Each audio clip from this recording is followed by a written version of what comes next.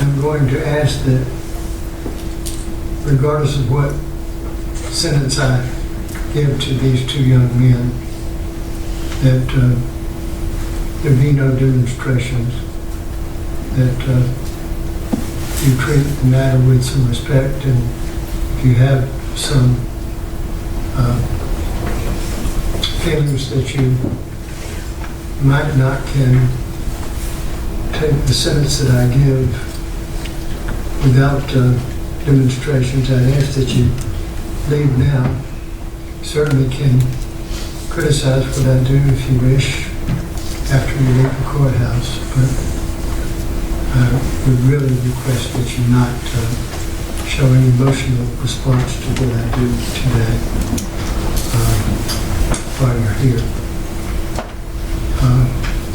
One of the things that I have to do as a judge is I have to consider in deciding between life without parole and life with parole is the aggravating and mitigating circumstances that are presented. And I have heard things in aggravation and I have heard things in mitigation today, and I have to weigh those. And I don't even pretend to have the wisdom that allows me to necessarily make the right decision, but it is my duty to decide. On the one hand, this is, and I agree with you, a tragic case, maybe not a tragedy, but certainly a tragic case. And having lost a son myself, not in the horrible way that these very nice people have lost their son, I understand the pain of losing a child. We, as parents, are supposed to outlive our children. And there's nothing more painful in the world than to not have a child, to have lost a child. So I do completely understand how, not completely, because again, I didn't lose a child in the awful way that these people had.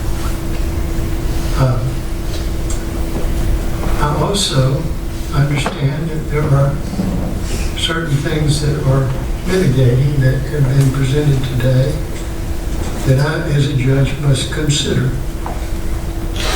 One of them is the fact that these two people are young men, only 19 at the time that this crime was committed. I also need to consider the fact that they have no felony convictions. It's the first time they've ever been in trouble with the law. And one of the things that I need to consider as a judge is the fact that they may have come in here and accepted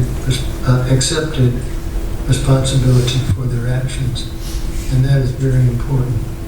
People get credit for that in federal court and state courts. And we find that people that accept responsibility for their actions tend to also people that are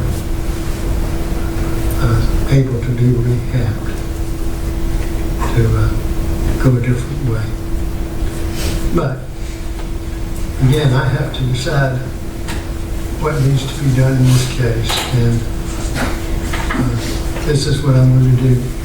After Chandler, Zion, Richardson, as to count two, I'm going to sentence him to life with the possibility for as to count three, which is the ag assault charge, it emerges as a matter of law, and as to count four, I'm going to sentence him to 5 years to serve consecutive to count two. Do you understand that sentence, sir? Okay, we'll ask that you go with the deputy, please.